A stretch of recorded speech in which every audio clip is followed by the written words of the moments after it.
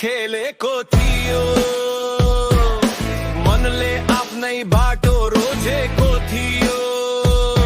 तर सम्झनामा अझै म छु भने मलाई माफ गर्नु है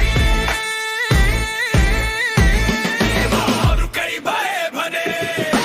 भावनामा भागेर गल्ती गर्यो भने